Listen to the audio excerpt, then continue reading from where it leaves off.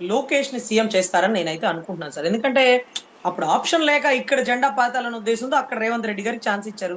ఇక్కడ ఛాన్స్ లేనప్పుడు దగ్గరుండి గెలిపించి రేవంత్ రెడ్డి గారిని ఎందుకు ముఖ్యమంత్రిగా చేస్తారు? తన కొడుకు ఉండగా. తన బలంతో గెలిచినాడు కదా! మీరు మీరు గమనిస్తే చంద్రబాబు గారు అరెస్ట్ అయినప్పుడు ఆంధ్రాలో ఎవరు రాలే. బయటికి రాలే. భయపడిపోయారు. కానీ తెలంగాణలో మాత్రం సాఫ్ట్‌వేర్ ఎంప్లాయీస్ అంతా మీటింగ్‌లు పెట్టినారు. మీటింగ్‌లు పెట్టినారు. బీఆర్ఎస్ గారి గవర్నమెంట్‌లో చక్కగా అద్భుతమైన మీటింగ్‌లు పెట్టినారు. పెట్టి బండ్ల గణేష్ అనుకుంటా భావోద్వేగం. వాళ్ళ అభిమానం వాళ్ళకుంటదనుకోండి. వాళ్ళ బాబు గారు వాళ్ళోళ్ళు. సరే ఓకే.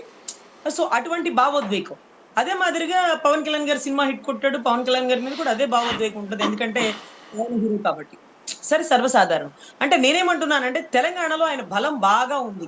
తెలంగాణ వాళ్ళ ఆస్తులంతా పాపం అమరావతిలోనే ఉండేవి చాలా వరకు. కొంత సామాజిక వర్గం వరకు అని వినున్నాము.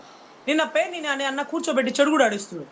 ఈ ఈ డాక్యుమెంట్ ఎవరిది? ఈ భూమి ఎవరిది? ఈ సర్వే నంబర్‌లు ఎందుకున్నారు? ఇంత భూమి ఎక్కడ కొన్నారు? ఇదేంటి గ్రీన్ బెల్ట్ అయిపోయింది. ఇదేంటి కమర్షియల్ బెల్ట్. ఇదేంటి ఇండస్ట్రియల్ బెల్ట్. ఏవేవో చెప్పేస్తున్నాడు. అంటే ఇటువంటి పరిస్థితుల్లో మీరు గమనిస్తే తెలంగాణలో కూటమి ఆవిర్భవించబోతుంది. ఆవిర్భవిస్తే ఇక్కడ చేసుకోలేని తన కొడుకుని సీఎంగా అక్కడ చేసుకుంటాడు. ఇక్కడ కూడా అతి తొందరలో చేసేస్తాడేమో. ఎలాగో కూటమి ఓడిపోతుందని తెలిసినప్పుడు ఇంకా కూడా ఆలోచించి కొడుకుని సీఎం చేయకపోతే ఎలా? ఎమ్మెల్యేలందరూ ఓటింగ్‌తోనే కదా ఎవరైనా సీఎం అయ్యేది అభ్యర్థిగా.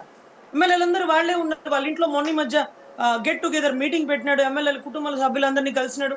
అదే మాదిరిగా ఎమ్మెల్యేలకి ఒక ఒక పెద్ద అంటే ఒక ఫోన్స్ లేకపోతే ఇది రూ. 1,00,000 2,00,000 కూపన్స్ కూడా ఇచ్చినారట. పలానా రిలయన్స్ షాప్‌లోనో ఎక్కడో ఏదో షాప్‌లోనో గిఫ్ట్ హ్యాంపర్ లాంటివి మీరు కొనుక్కోండి అని పండగ ఆఫర్ కూడా ఇచ్చినారు. సో, ఇటువంటి పరిస్థితుల్లో అతను సీఎం అవ్వాలన్న ఆలోచన ఉంది. అది పాపం ఓకే డ నేనేమంటున్నానంటే మీరు ఓపెన్‌గా 2029కి మీరే సీఎం అభ్యర్థి అని చెప్పి, మీ కొడుకుని సీఎం అభ్యర్థి అని చెప్పి మీరు ఎలక్షన్ చేసి గెలిచి, అప్పుడు మీరు ఆ సీట్‌లో కూర్చోండి. అంతేకాని ఈరోజు ఈ దొంగాట ఆడకూడదు. ఎమ్మెల్యేలతో ఓటింగ్ ఏసేసుకొని మీ నాయకుడు అంటే మీ కొడుకు సీఎం అయిపోతే, అప్పుడు సీఎం అభ్యర్థి లోకేష్ అయితే లోకేష్ గారి పక్కన డిప్యూటీ సీఎంగా పవన్ కళ్యాణ్ గారు కూర్చుంటే ఇది చాలా ఇబ్బందిగా ఉంటుంది కదా! జన సైనికులకు కానీ, పర్టిక్యులర్‌గా కాపు సామాజిక వర్గానికి కానీ. ఎందుకంటే కుల భావన తెచ్చుకోండి. నన్ను సీఎం చేసుకోండి. కాపు, బలిజ, ఒంటరి మీరందరూ పెద్దన్న పాత్ర పోషించండి. మీరు ముందుకు రాకపోతే అవ్వదు ఎలక్షను. మీరు ముందుకు రాకపోతే నేను గెలుపొందలేను అంటూ ఓపెన్‌గా ఇచ్చినటువంటి స్టేట్‌మెంట్‌లు, మాటలు మేము చెప్పినటువంటి అబద్ధాలు కాదు సార్. ఓపెన్‌గా ఆయన అన్నాడు. తర్వాత కులం ఎందుకొస్తుంది? లేకపోతే రంగా గారు ఎందుకొస్తున్నారు? ఎందుకు ఆ పదాలు వాడుతున్నారు? ఈ రాజకీయాలు ఎందుకు చేస్తున్నారు? ఆయన కోపం రావచ్చు కానీ ఫస్ట్‌లో ఆయన ఎప్పుడు పదాలు ఇవేనండి. నేను చాలా మార్లు అడిగేదాన్ని. సోషల్ మీడియాకి సంబంధించి పార్టీ వెబ్‌సైట్‌లో రంగా గారి జయంతి, వర్ధంతి ఎప్పుడు రిలీజ్ అయ్యేది కాదు. లాస్ట్ టైమ్ నేను అడిగినాను. సార్ ఈరోజు అల్లూరి సీతారామరాజు గారి జయంతి మీరు పెట్టినారు. అదే మాదిరిగా రంగా గారి జయంతి కూడా ఇదే కదా! ఆ రోజు మరి అతనిది కూడా పెట్టాలి కదా! ఎందుకు పెట్టలేదు అంటే, లేదులేమ్మా కుల ముద్ర పడిపోతుంది. ఎప్పుడూ లేదు. ఇవాళ కొత్తగా ఎందుకు? అదేంటది? ఆయన్ని మర్చిపోయేలా చేద్దామని ట్రై చేస్తున్నారా? ఆయన్ని మర్చిపోమే. ఎలా మర్చిపోతాం? ఆయన ఆ రోజు చంద్రబాబు గారితోనో, లేకపోతే ఎన్టీ రామారావు గారితోనో కలిసి ప్రయాణం చేసుంటే, ఆయన ప్రాణాలతో బతికుండేవాడు. పోతే పోతాయి ప్రాణాలు. తగ్గి తలదించుకొని వెళ్ళడం కంటే మరణం మేలు. శరణం కంటే మరణం మేలు అన్న ఒక నాయకుడు, తన ఇంటి ముందు తన చావు శాసనాన్ని తానే రాసుకొని, తన చావు ముహూర్తాన్ని అంత గొప్పగా చనిపోయి ఈ రోజుకి జనాల గుండెల్లో ఒక బెబ్బుల్లా బతికున్నటువంటి రంగా గారిని మీరు పార్టీ వెబ్‌సైట్‌లో జయంతి, వర్ధంతి పెట్టకపోయినా మా గుండెల్లో బతుకుంటారు. కనీసం ఈ రోజుకి పార్టీ ఆఫీస్‌లో ఎక్కడ కూడా ఆయన ఫోటోకి దండేసిన దాఖలాలే లేవు సార్. ఎంత ప్రాణం చచ్చిపోతుంటది సార్. సార్ ఈరోజు పక్క పార్టీ వాళ్ళే ఆయన ఫోటోకి దండేయకపోతే వాళ్ళ ఓటింగ్ పడదని పెద్ద పెద్ద నాయకులు సైతం ముందుకొచ్చి రంగా గారి ఫోటోకి ఇష్టం లేకపోయినా కష్టంగా గూడా దండేస్తుంటారు. ఆ దండేసి కార్‌లో వెళ్ళిపోయేటప్పుడు ఎన్నో సార్లు వాళ్ళు అనుకున్న మాటలు కూడా నేను వినేదాన్ని. ఏంటండి బాబు వీళ్ళు ఓ పెద్ద నాయకుడిగా చేసేస్తారు. అంతా వీధి రౌడీల గోల అని కూడా అనుకునేవాళ్ళు. ఆ వీధి రౌడీ అనుకున్న వాడికి కూడా దండెందుకేస్తున్నావు? కర్మ.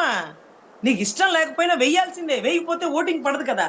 అని చిత్తశుద్ధిగా పక్క పార్టీల ఇద్దరు నాయకులు, 2 పార్టీల వారు, 2 కులాల వారు తల వంచి ఒక నాయకుడికి నివాళులర్పిస్తుంటే, ఆ కులంలో పుట్టిన వాడివి ఏ రోజన్నా దండేసిన పాపాన పోయినారా? ఏ రోజన్నా?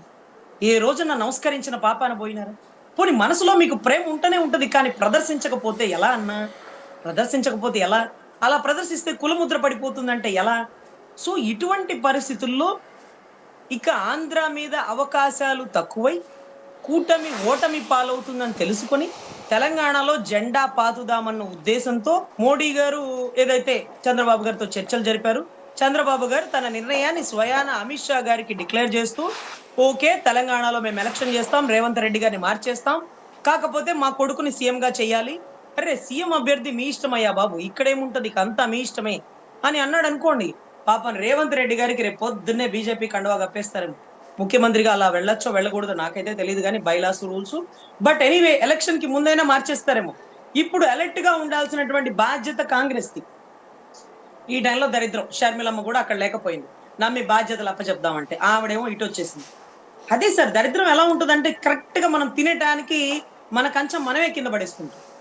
సో ఇటువంటి పరిస్థితుల్లో రాగల పరిణామాల్లో ఎక్కడ ఏం జరుగుతుందో తెలియదు కాబట్టి ఇలా ఉండే అవకాశం ఉంటుందేమో. ఇంకొకటి ఏంటంటే పవన్ కళ్యాణ్ గారు వారి అన్నని కూడా పిలిపించి ఉండొచ్చు. అంటే మోడీ గారు వస్తున్నారు కాబట్టి, మోడీ గారు ప్రధానమంత్రి కాబట్టి, ఆయన ప్రమాణ స్వీకారం అప్పుడు కూడా చిరంజీవి గారు ఆంధ్రాకి వచ్చిపోయినారు కానీ, అదే మాదిరిగా హైదరాబాద్ కి మోడీ గారు చూడడానికి వస్తున్నారు పవన్ కళ్యాణ్ అంటే చిరంజీవి గారు, సురేఖ గారు, లేకపోతే మన ఎమ్మెల్సీ నాగబాబు గారు, వాళ్ళ భార్య, వీళ్ళందరూ కూడా ఒకే కుటుంబంలో కలిసి ఉండొచ్చు.